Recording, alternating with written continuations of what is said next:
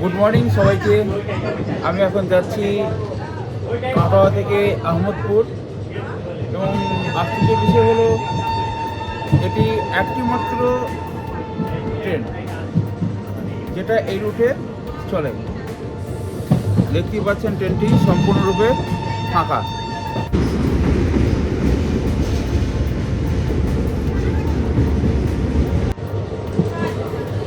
তো এখন গাড়ি খুবই দ্রুত বেগে যাচ্ছে। আমার সেই সমস্ত দর্শকদেরকে আমি ধন্যবাদ জানাই যে যারা আমার ভিডিওটিকে লাইক করেছে। এবং স্টেশনটির নাম হচ্ছে নবগ্রাম কাকুরহাটি হল্ট।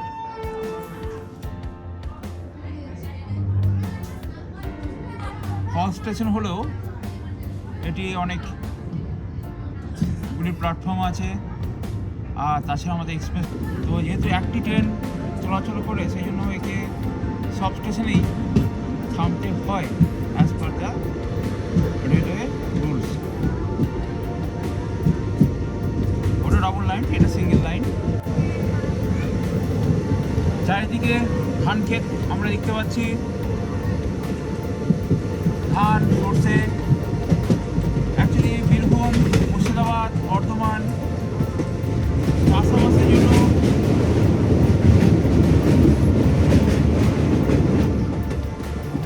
খুবই গুরুত্বপূর্ণ ভূমিকা গ্রহণ করে ভারতবর্ষের মধ্যে।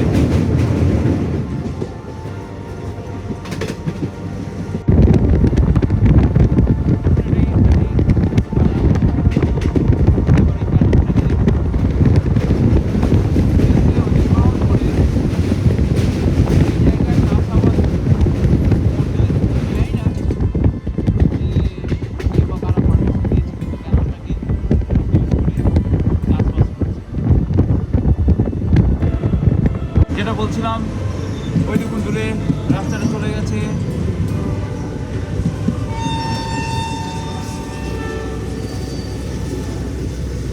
পরের স্টেশনটি আমরা এলাম অম্বল গ্রাম।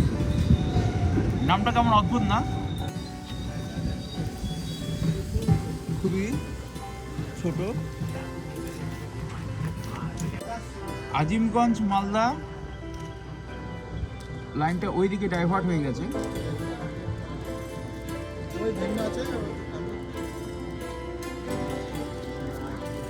তো অম্বল গ্রামে আহমদপুর এবং আজিমগঞ্জ মালদা যে লাইনটি আছে কাটোয়া থেকে, সেটি ওই দিকে ডাইভার্ট হয়ে গেছে, আর এটা হলো সিঙ্গেল লাইন। আমাদের এক্সপ্রেস ট্রেনটি অম্বলগ্রাম স্টেশন ছেড়ে চলল। ভাই টাটা।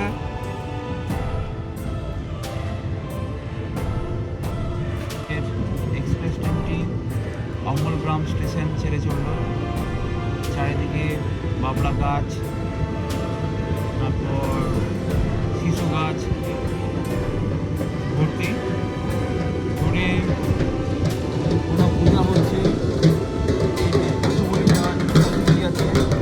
এটা আমার সব থেকে বেশি খারাপ লাগে। হ্যাঁ, আমি নিরামিষ ভোজী নই, আমি আমিষ ভোজন করি, কিন্তু পূজা অর্চনার নামে পশু বলিদান একদম আর বিশ্বাস নয়। একদমই এটা অনুচিত জায়গা। যেটা বলছিলাম যে এখানে ক্যানেলটাকে ইউজ করে চাষাবাস করার পরিবর্তে এরা ক্যানেলেই চাষাবাস করে। খুবই খারাপ।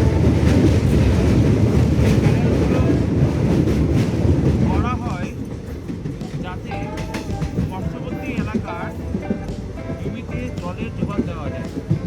যখন খুব গ্রীষ্ম হয়, জলের অভাব হয়, তখনই জলের যোগান দেওয়া হয়। কিন্তু এখানে পুরো আর এই সর্ষে ক্ষেত, দারুণ সর্ষে ক্ষেত, আমার খুব ভালো লাগে। যেহেতু এটা এক্সপ্রেস ট্রেন, আমি চাইছি না দরজার সামনে দাঁড়িয়ে থাকতে। দরজার সামনে দাঁড়িয়ে যাতায়াত করাটা খুবই অন্যায়।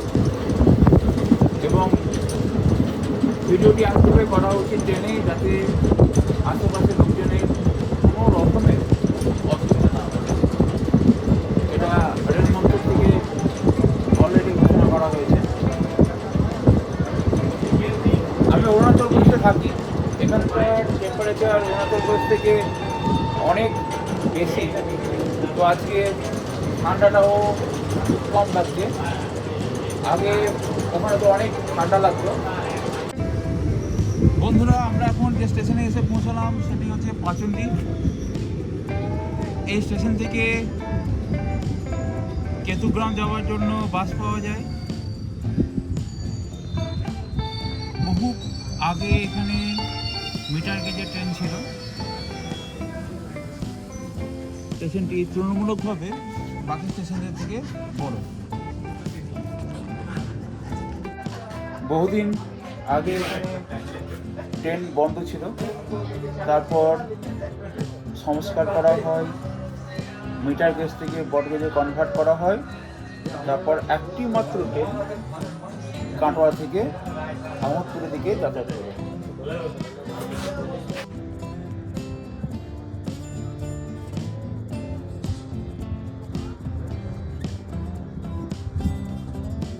আগেকার কোনো ভিডিও আমার কাছে নেই, তাই আমি দেখাতে পারছি না। কিন্তু যখন এটা ছোটো লাইনের ট্রেন যাতায়াত করতো, এই স্টেশনের একটা আলাদা সৌন্দর্য ছিল।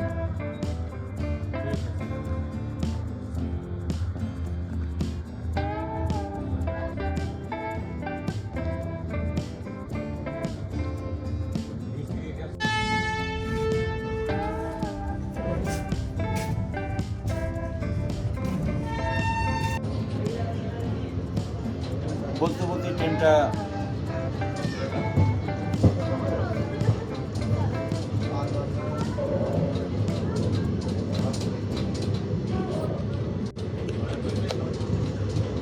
বলতে ট্রেনটা যাত্রা শুরু করলো। আগে স্টেশনের রেলগাড়িটা, ওই গানটা আমার খুব ভালো লাগতো। এই যে ট্রেনের হর্নটা, আগে এর হর্নেরই একটা আলাদা মাধুর্য ছিল।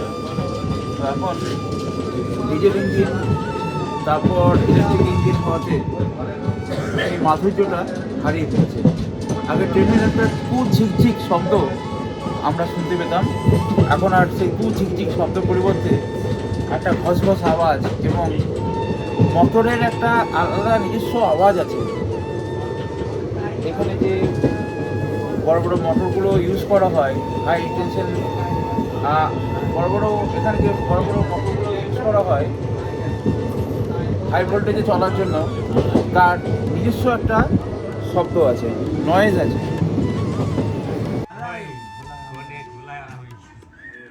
স্টেশনটির নাম হচ্ছে নিরোল।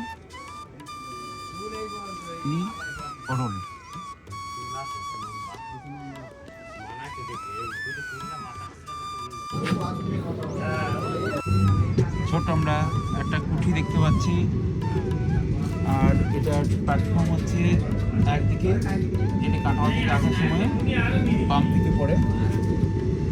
আর এখানে হচ্ছে একটা ফুটবল মাঠ আছে।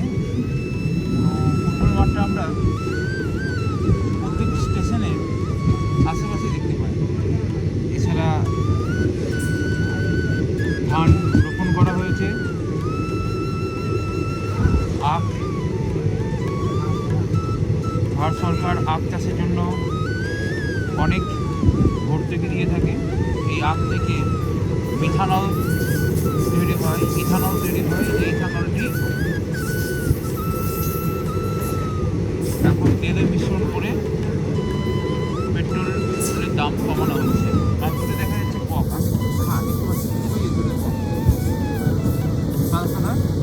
হচ্ছে বক।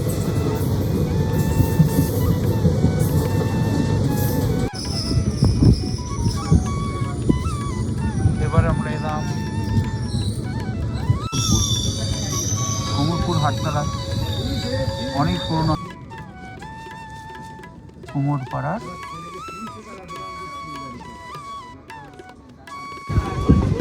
এরপর আমরা গ্যাসটা কাঁকড়া।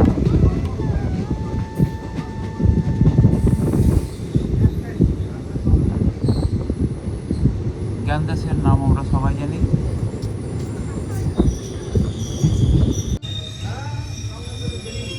স্টেশনটি অনেক বড়।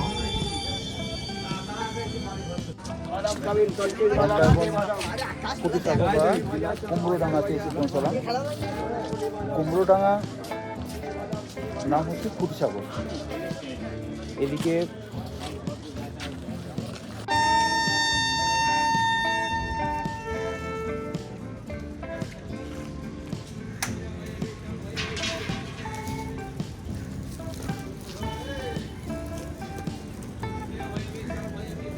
ধীরে ধীরে ট্রেনটি যাত্রা শুরু করছে।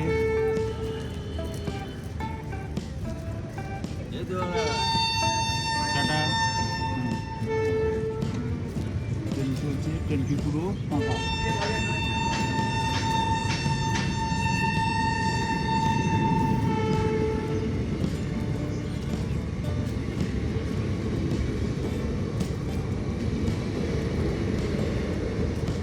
অনেক বড় ট্রেন, একটা মতো ট্রেন যেটা এই রুটে চলে এবং একবারই চলে নটা থেকে আহমদপুর।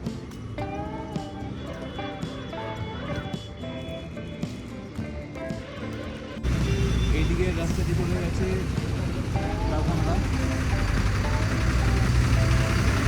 খুব ওখানে যানজট হয়েছে একটা কারণে যে রেলগেটটি পড়েছিল।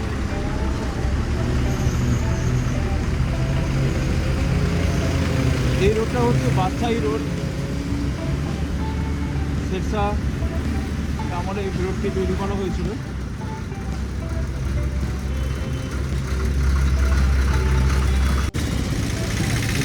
কাটোয়া, বর্ধমান, আর এইদিকে কৃষ্ণাঘাট, বোলপুর। এইদিকেই আমাদের প্রাক্তন রাষ্ট্রপতি প্রণব মুখার্জির বাড়ি যাওয়ার আগে।